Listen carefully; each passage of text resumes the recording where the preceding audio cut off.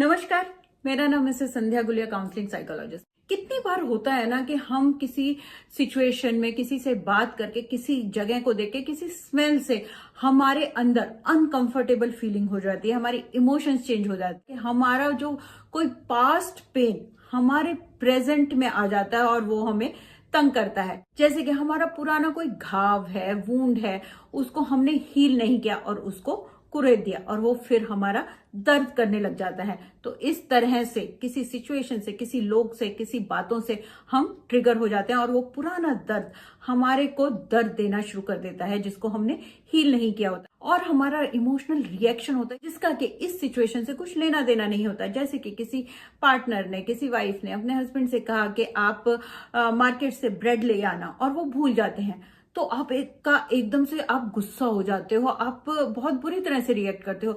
आपको पता नहीं चलता कि बात तो कुछ भी नहीं है और इस तरह से इसका कुछ लेना देना भी नहीं है, तो मैं इतनी बुरी तरह से रिएक्ट क्यों कर रही हूं।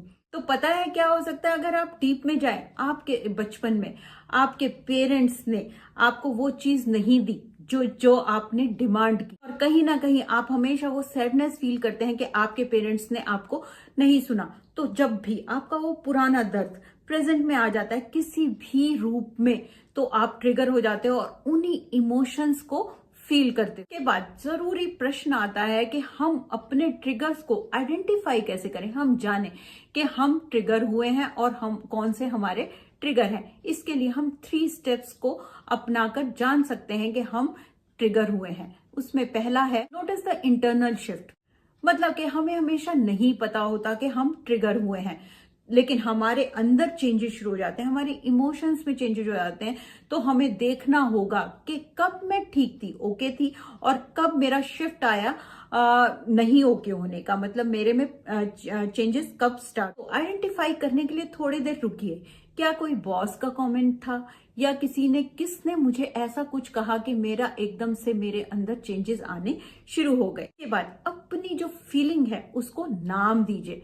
इस स्टेप में आप रुक कर देखिए कि आप कैसा फील कर रहे हैं। आप दुखी हैं, एंग्शियस हैं, गिल्ट है, कुछ भी हो सकता है, लेकिन उसको देखने की कोशिश कीजिए और फिर अपनी बॉडी सेंसेशंस को देखिए, क्योंकि जैसी फीलिंग होगी आपकी बॉडी उस तरह से रिएक्ट करना शुरू कर देगी। दुखी हैं तो आपकी चेस्ट में आपको थोड़ी सी हैवीनेस लगेगी। अगर आप शेम फील कर रहे हैं तो आपका पेट में आपको खालीपन सा लगेगा। तो अपने इमोशनल रिएक्शंस को देखने की कोशिश कीजिए। थर्ड स्टेप में उस ट्रिगर को समझने की कोशिश कीजिए और कुछ प्रश्न अपने आप से पूछिए। मैंने अपनी लाइफ में इससे पहले ऐसा कब फील किया है? ये जो फीलिंग है मेरे लिए जानी पहचानी है, फेमिलियर है, ये मुझे क्या याद दिलाता है? क्या मेरा कोई बचपन का इवेंट इस चीज से जुड़ा हुआ है और इस इमोशन के साथ मेरी क्या सोच जुड़ी हुई? और इसके बाद अब लास्ट में हम देखते हैं कि अब जब हम ट्रिगर हो गए तो हम अपने साथ क्या कर सकते हैं ठीक करने के लिए। जब आपको लगे कि आपकी इमोशंस इधर उधर हो रही हैं, तो एक लंबी सांस लीजिए।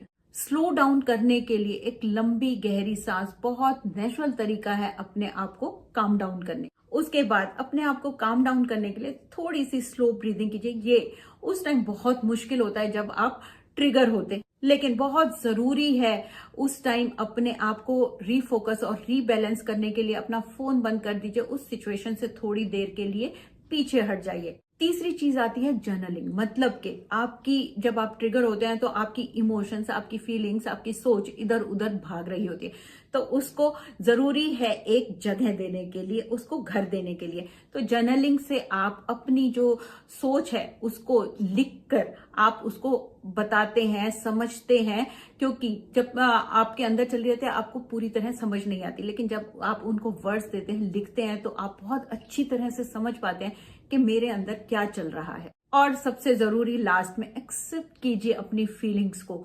हम सुनते हैं कि हील करने के लिए फील करना बहुत जरूरी है। कभी कभी हमारे ट्रिगर्स हमारे को अपॉर्चुनिटी देते हैं अपनी इमोशंस को देखने के लिए, फीलिंग्स को देखने के लिए और उनको देखकर एक्सेप्ट करने के लिए।